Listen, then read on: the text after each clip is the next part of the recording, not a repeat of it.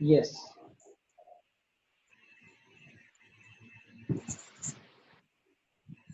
Please mute your mic.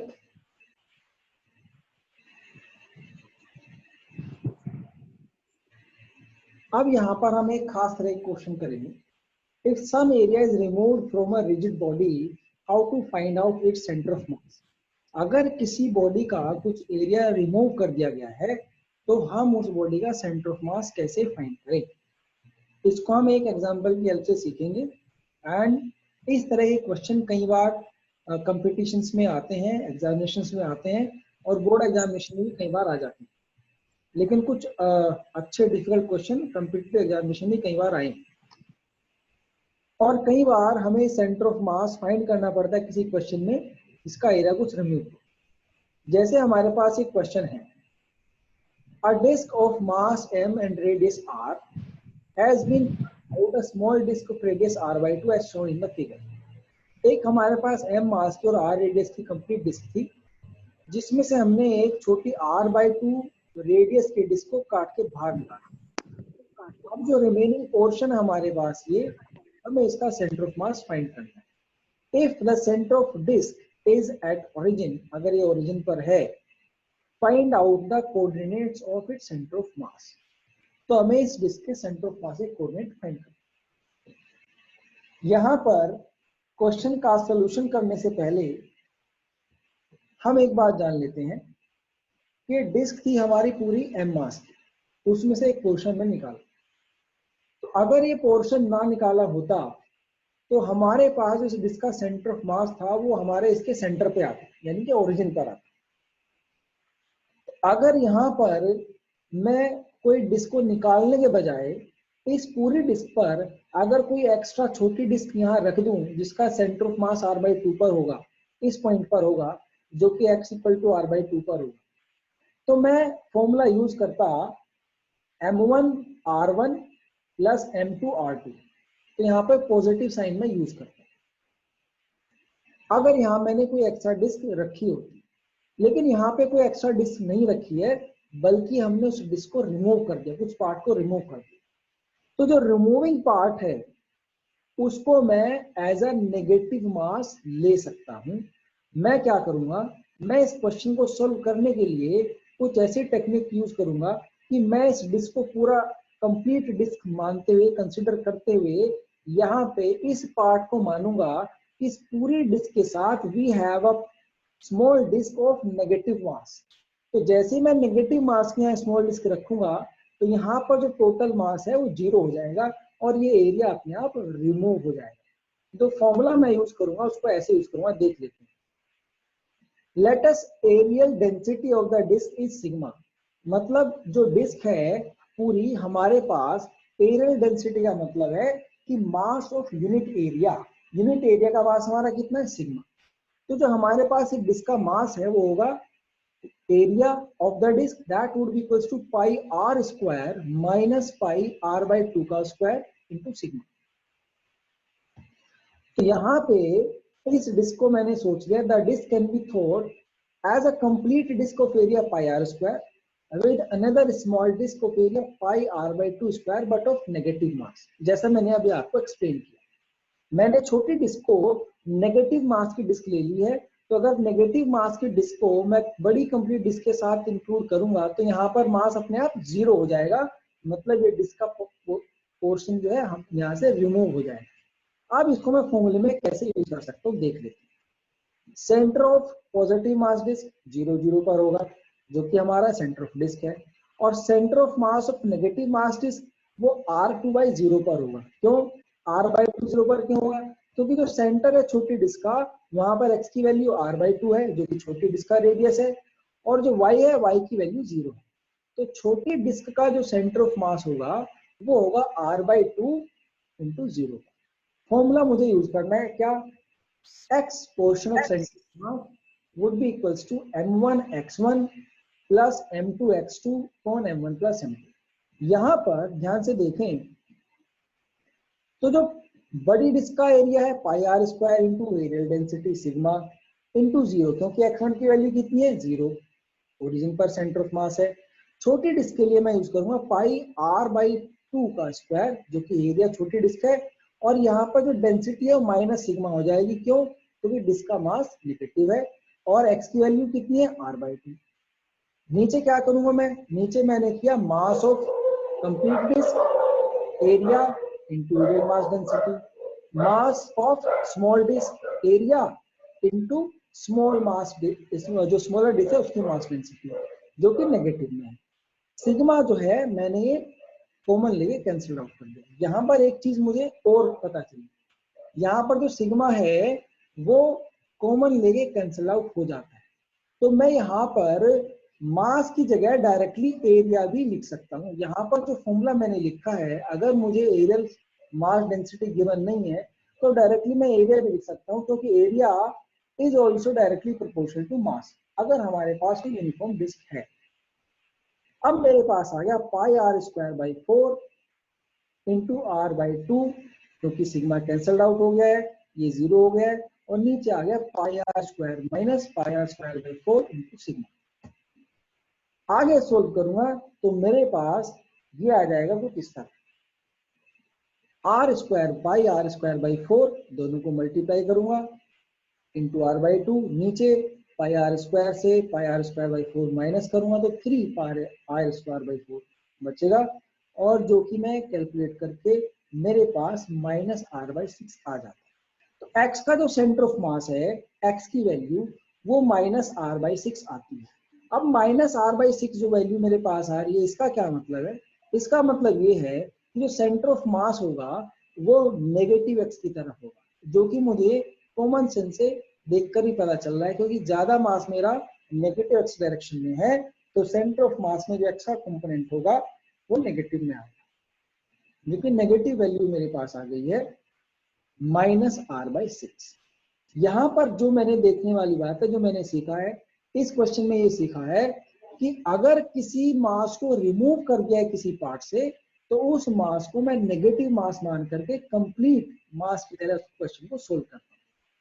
Centre of mass y की value 0 आएगी, क्योंकि x एक्स के अलोंग इवनली डिस्ट्रीब्यूटेड है, मास इवनली डिस्ट्रीब्यूटेड है, तो कुछ इस तरह से होगा। जो मेरे पास ये ऑब्जेक्ट है, यहाँ पर जो x एक्सिस है, एक्सिस के ऊपर और नीचे इवनली मास डिस्ट्रीब्यूटेड है, तो जो सेंटर ऑफ मास है वो x एक्सिस पर ही होगा। x की वैल्यू माइनस आर बाई 6 आई है और y की वैल्यू 0 आई। तो यहाँ पर इस क्वेश्चन को करने के लिए मैंने नेगेटिव मास का कंसेप्ट रखा है, अगर किसी पार्ट को मैं किसी बॉडी से रिमूव करता हूं। अगर आपको ये समझ आया है तो please answer me in chat as yes, so that we can move forward. और आप इस सॉल्यूशन का स्क्रीनशॉट भी ले सकते हैं यहां से और यहां से, बड़ा सिंपल है। तो अगर आप सभी को समझ आ गया, please answer me in chat as yes, so that we can move forward. Pooja has answered me, Dhruvi, Vidhi, Amarjeet has answered me. I am waiting from others also.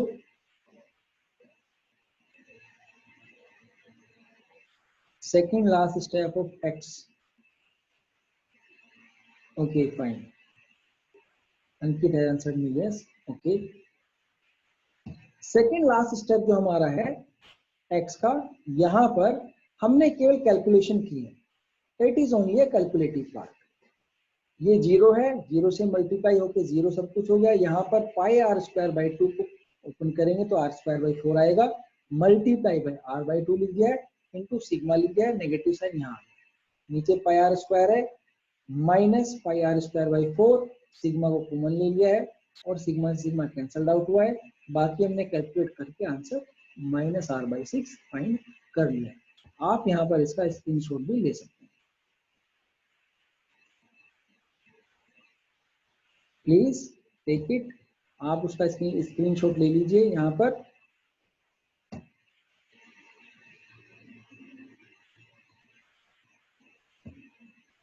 Okay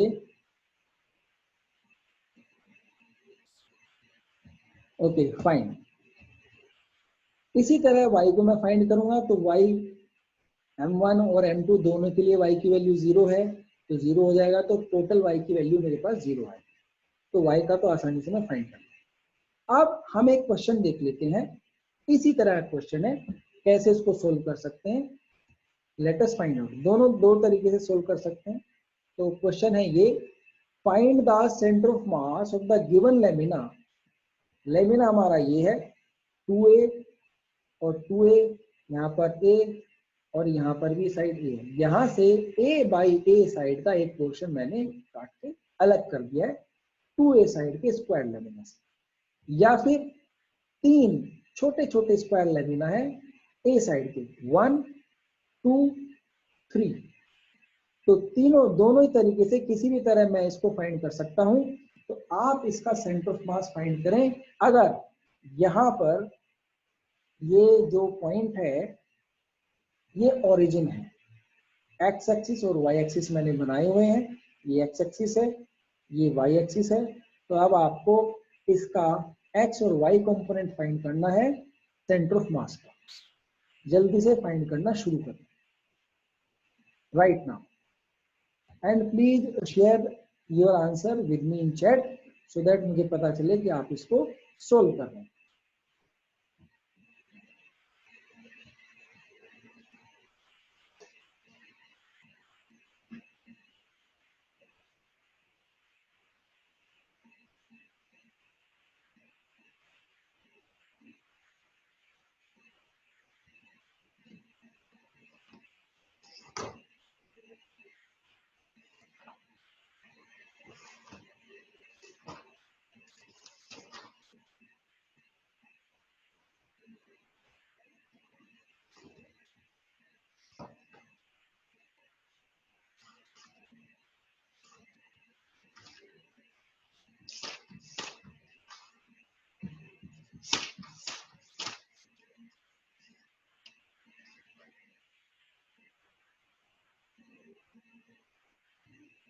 I am waiting for your answers.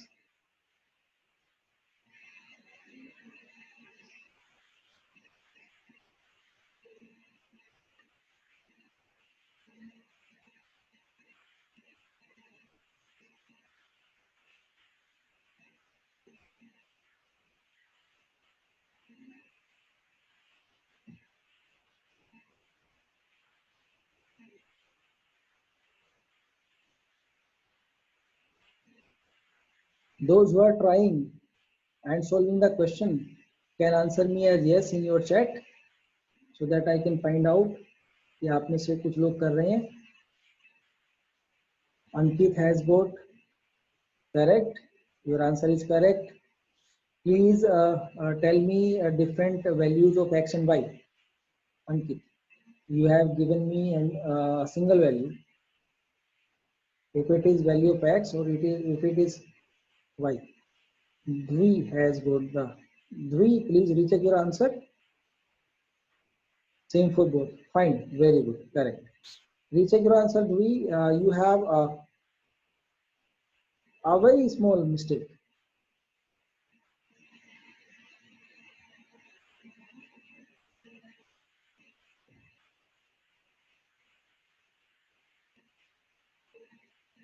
I'm waiting for others also.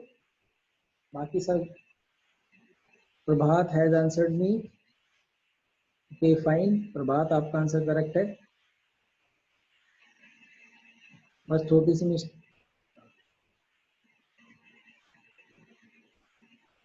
Dwayne got yes. Now it is correct. Dwayne has got the right answer. I'm waiting for others also. बाकी सबका answer भी अभी मैं wait कर रहा हूँ।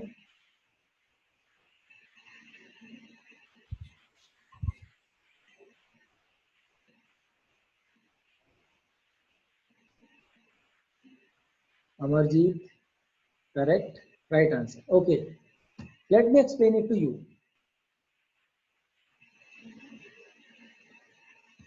See, question को हम इसको दो तरीके से कर सकते हैं, दोनों तरीके मैं एक्सप्लेन करूंगा और जो अच्छा लगे आप उसको सोल्व कर सकते हैं। पहले मैंने क्या किया, इसको जो हमारे पास फिगर है इसको मैंने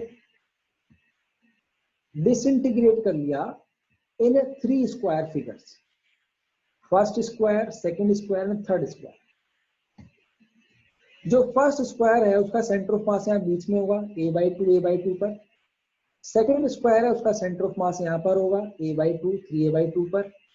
और थर्ड स्क्वायर है उसका सेंटर ऑफ मास यहाँ पर होगा 3a/2 तो a/2 3a/2।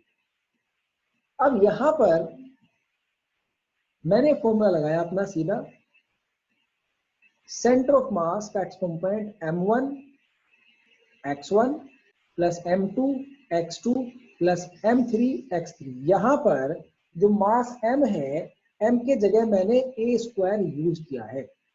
इसको ध्यान से समझेंगे ये मैंने ऐसा क्यों किया।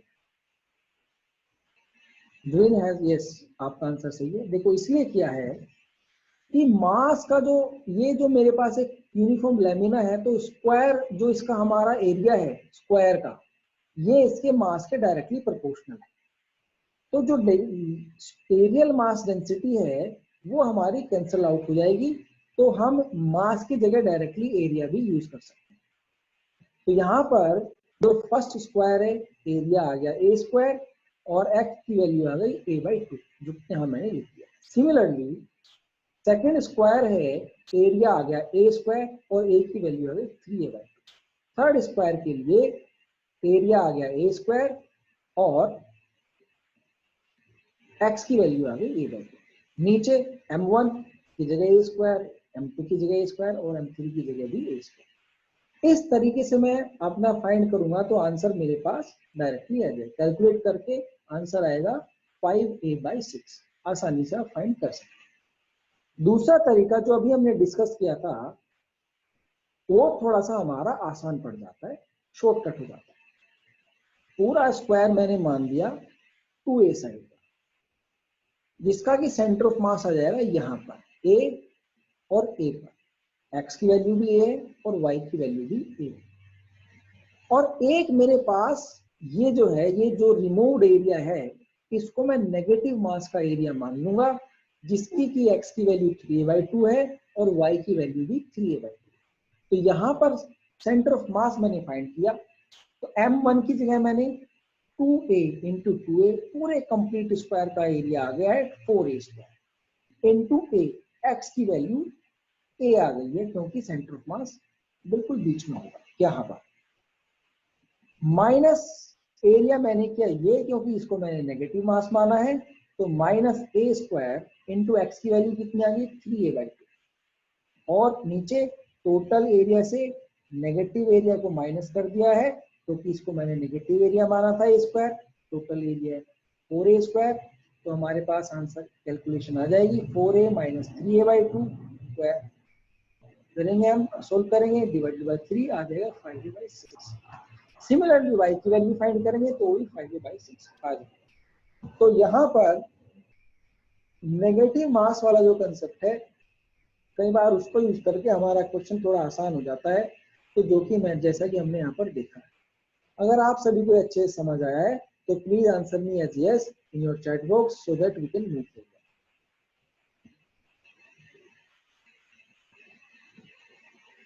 Pallavi has answered me as yes, Raj Aryan Gupta, Prabhat Gupta has answered me, Dhuri, Pooja, Amarjeet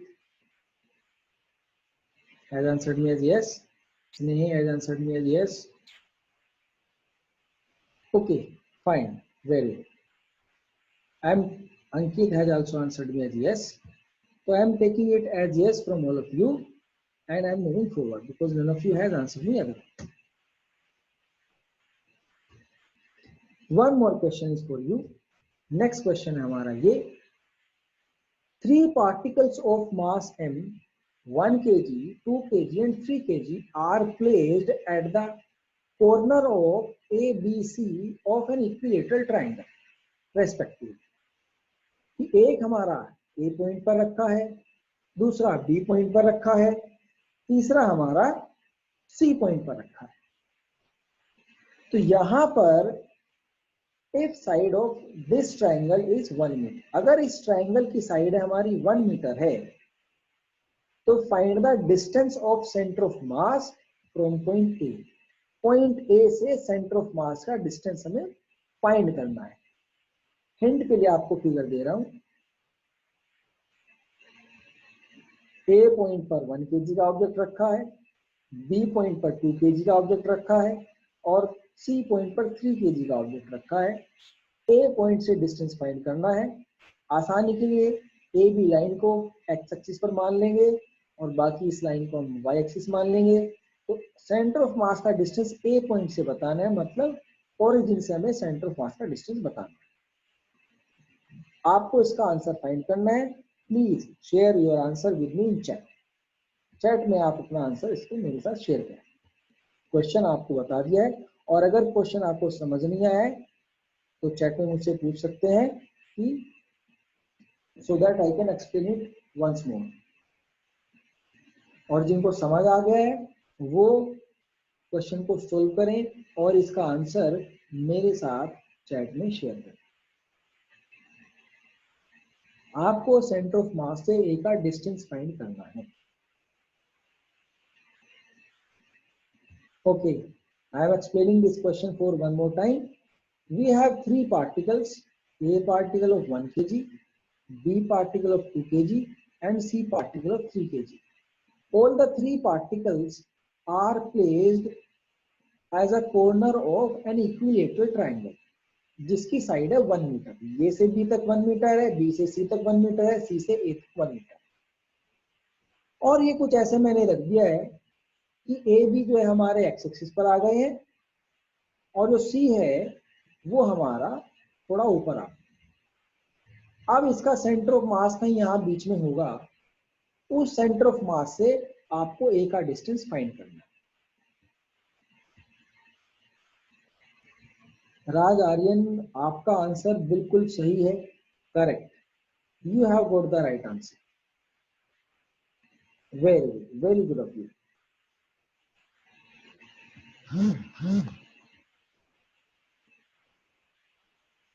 Pallavi का आंसर XC1, सेंटर ऑफ मास का एक्स कंपोनेंट फाइंड किया पल्लवी ने, तो ये तो आपका करेक्ट है। लेकिन बेटा हमें फाइंड करना है distance of centre of mass from A से सेंटर ऑफ मास का डिस्टेंस फाइंड करना है। एक्स कंपोनेंट अदिति का भी सही आया है। पूजा थोड़ा सा रीचेक कीजिए अपना कंपोनेंट। अंकित का भी एक्स कंपोनेंट सही आया है। लेकिन हमें केवल एक्स कंपोनेंट या वाई कंपोनेंट नहीं फाइंड करना है, हमें फाइंड करना है ए से सेंटर ऑफ मास का distance.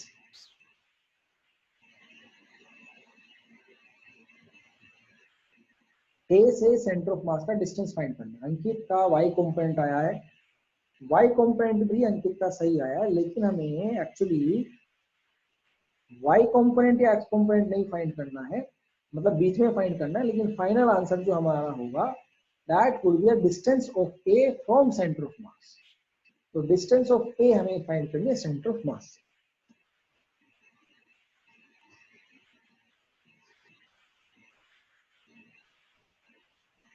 Puja Rajput, please check your answer because Y component थोड़ा डिफरेंट आएगा। Dhruvi has answered the right answer. आपका आंसर बिल्कुल सही है, थोड़ा आगे भी सोल्व किया जा सकता है, सिंप्लीफाई किया जा सकता है। पूजा का आंसर सही आया है, सही मतलब वाई कंपोनेंट सही आया है, पर आंसर हमें फाइंड करना है ए से सेंटर ऑफ मास का distance.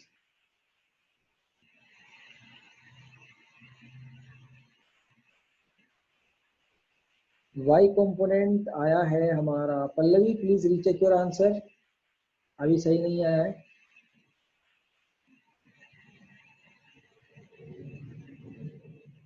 Okay, late me explain अंकित का आंसर। रीचेक, एक बार रीचेक करो बेटा, थोड़ी कहीं मिस्टेक हो गई है। Let me explain to you. See, यहाँ पर जो ए पॉइंट है उसके कोऑर्डिनेट आ जाएंगे 0 0, बी पॉइंट के कोऑर्डिनेट आएंगे 1 0 और जो सी पॉइंट है उसके कोऑर्डिनेट आएंगे, एक्स कोऑर्डिनेट तो हाफ आएगा हमारा, क्योंकि यहाँ ए से बी तक अगर हमारा 1 है तो यहां तक हमारा हाफ हो जाएगा। और जो वाई कोऑर्डिनेट है, ध्रुवी का आंसर करेक्ट है, जो वाई कोऑर्डिनेट है सी पॉइंट का वो निकालेंगे। ये एंगल 60 डिग्री होता है, तो 1 sin 60 हमारा ये आ जाएगा, तो आ जाएगा स्क्वायर रूट 3/2। इक्विलेटरल ट्राइंगल की हाइट आप सभी को फाइंड करनी आती है, पाइथागोरस थ्योरम से ही फाइंड कर सकते हैं, जो क्या देते हैं साइड इंटू स्क्वायर रूट 3/2। और साइड है 1 मीटर, तो y कंपोनेंट ऑफ c आ जाएगा स्क्वायर रूट 3/2। अब यहाँ पर x और y सभी की वैल्यू हमें पता चल गई है। तो जैसे हमें सभी की सभी वैल्यूज हमें पता चल गई हैं, तो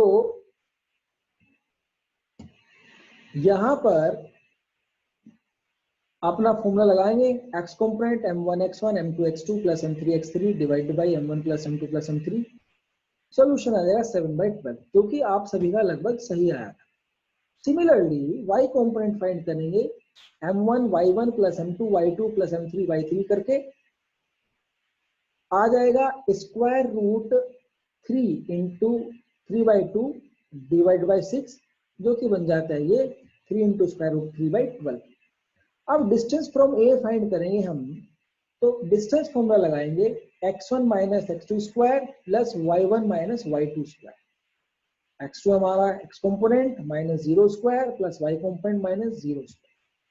फॉर्मूला लगाएंगे x component square plus y component square, 49/12 square 27/12 square. तो 12 स्क्वायर बाहर आके और में 12 आ जाएगा, अंदर स्क्वायर रूट 76 बचेगा। तो 2 इंटू स्क्वायर रूट 19/12 और स्क्वायर रूट 19/6 और 0.73 मीटर, ये हमारा आंसर आ जाएगा। आप में से काफी लोगों का आंसर सही आया था, वेरी गुड, आप सभी ने बहुत अच्छे से ट्राई किया, वेल डन।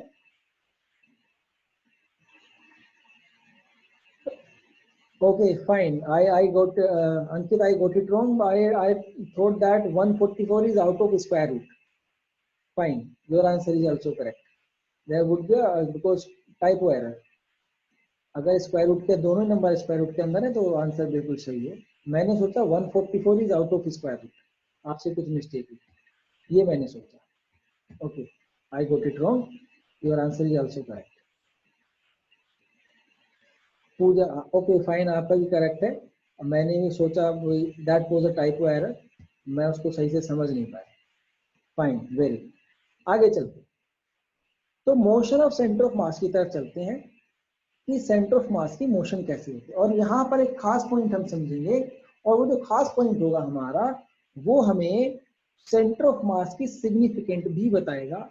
और सेंटर ऑफ मास की सिग्निफिकेंट आपने पढ़ी होगी काफी बुक्स में, आपको काफी लोगों ने एक्सप्लेन भी किया होगा कि सारा का सारा मास यहाँ पर मान लेते हैं और सारा फोर्स यहाँ पर मान लेते हैं। बट वो मानते क्यों है, कैसे मानते हैं और क्यों वो होता है, वो उसको भी समझेंगे हम, सो दैट हमारी जो कंसेप्ट है यहाँ पर वो क्लियर हो जाए, तो उसको अच्छे से समझ लेते। सेंटर ऑफ मास की डेफिनेशन हमारी है, सेंटर ऑफ मास का जो पोजीशन वेक्टर है वो है m1 r1 plus m2 r2 plus m3 r3 and so on divided by m1 plus m2 plus m3, अगर हमारा ऑब्जेक्ट डिफरेंट पार्टिकल से मिलकर बना है। और जो सेंटर ऑफ मास की इक्वेशन है, इसको डिफरेंशिएट करेंगे with respect to time. Differentiation हो जाए तो क्या आ जाएगी हमारे पास, m1 dr1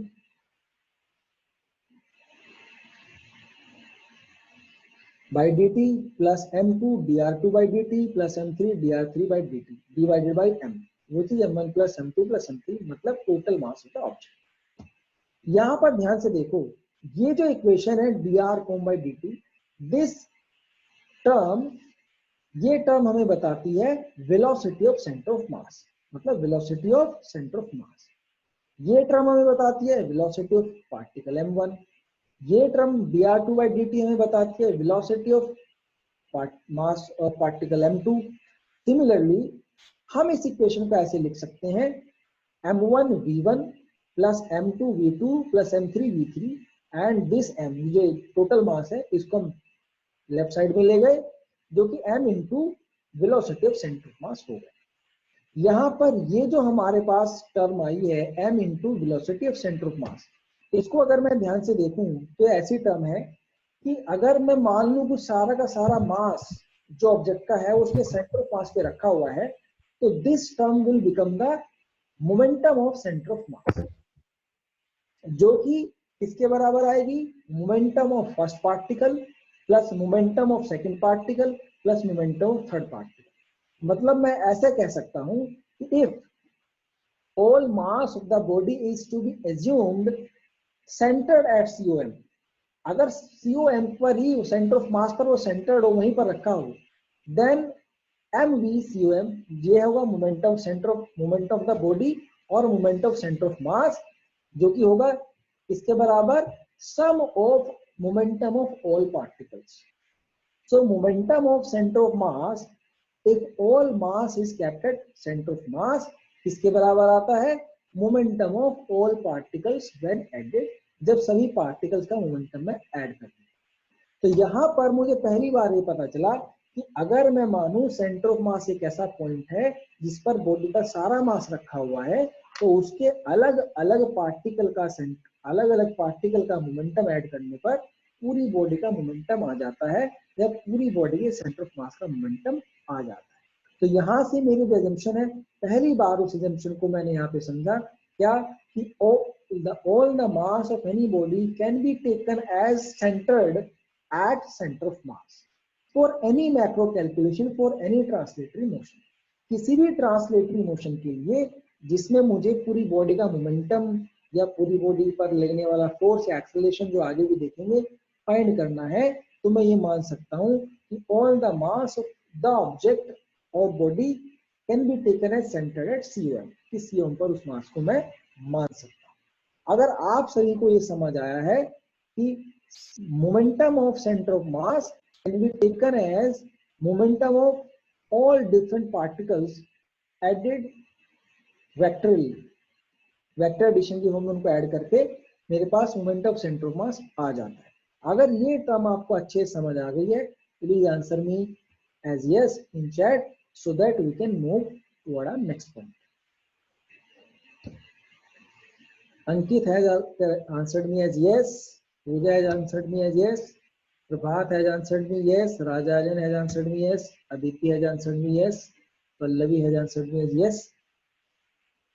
Okay, fine. I'm taking it as yes from all of you. Let us move forward.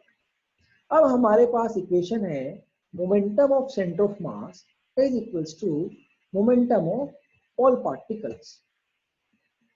अगर मैं इस इक्वेशन को डिफरेंशिएट करूं फिर से t के रेस्पेक्ट में, तो मेरे पास इक्वेशन ये आती है,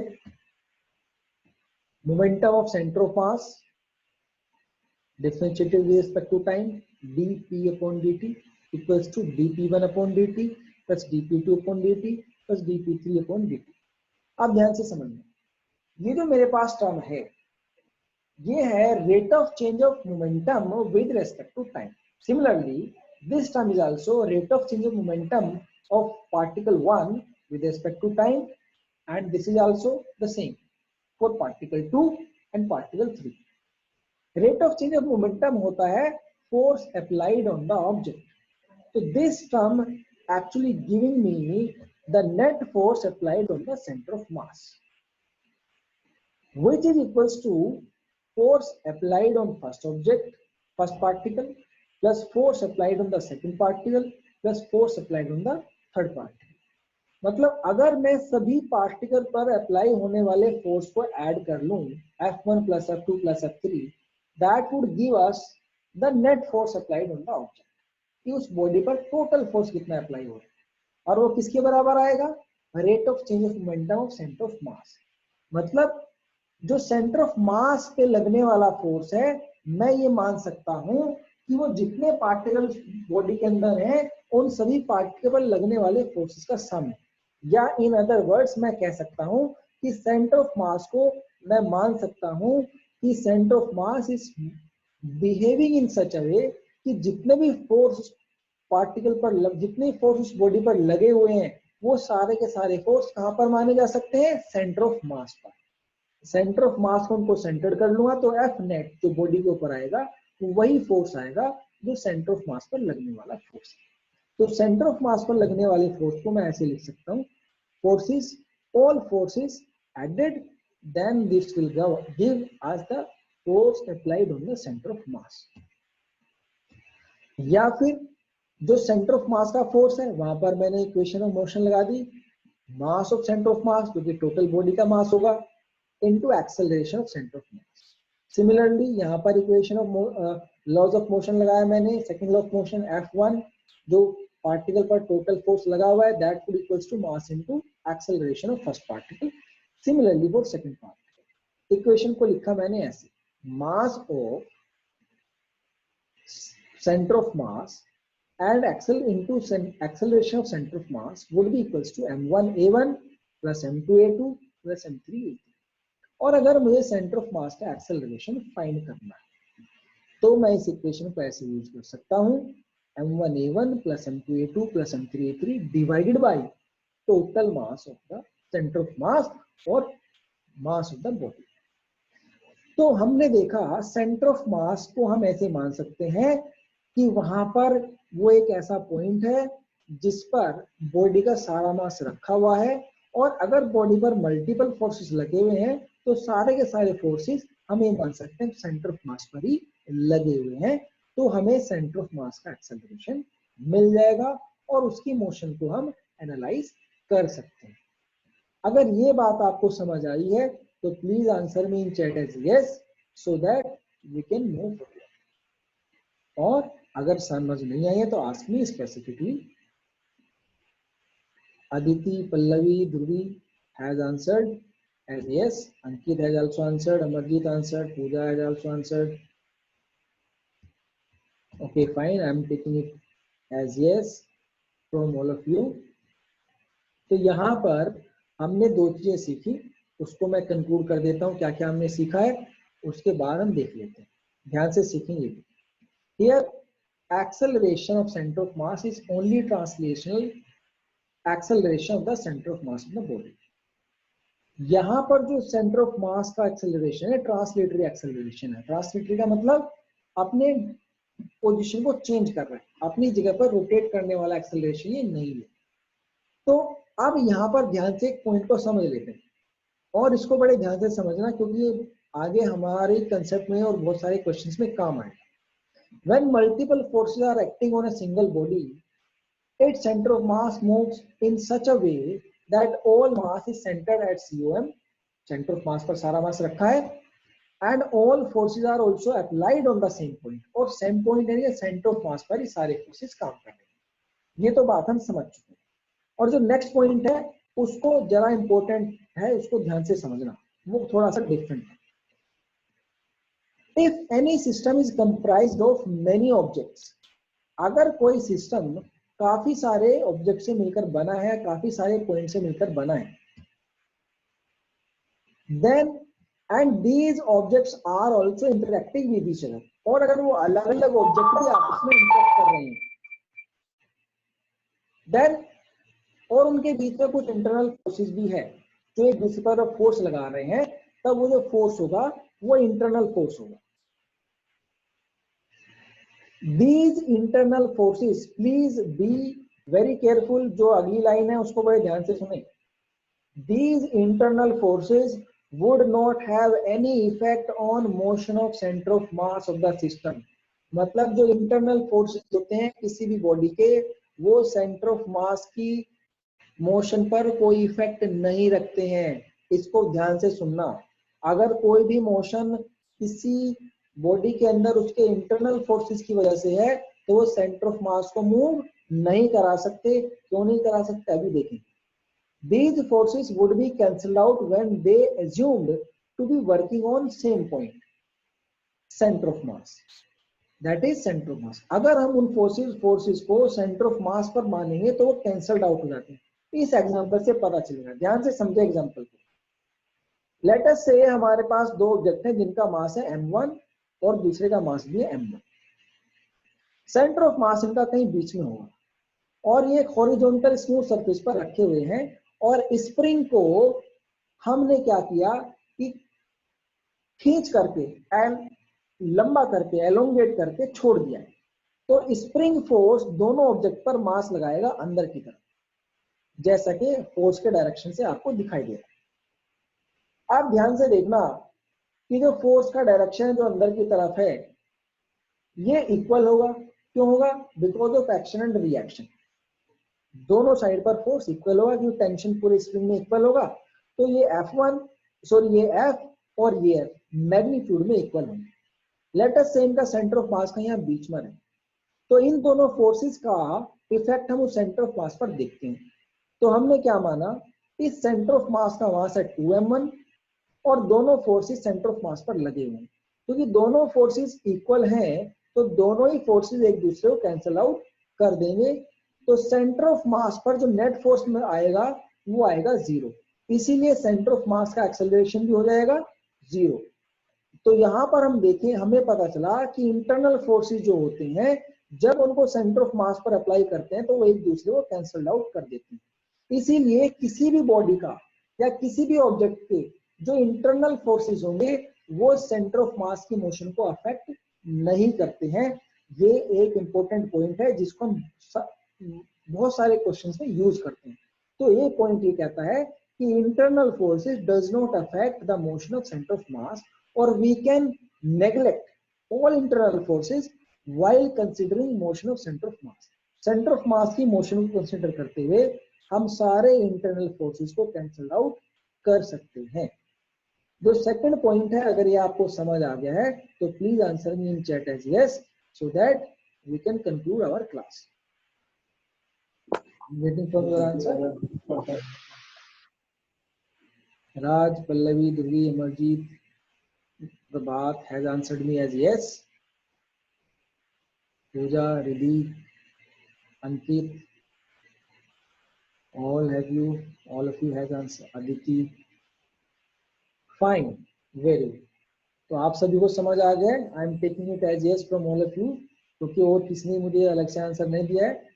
और अपनी क्लास को हम यहीं पर आज एंड करते हैं।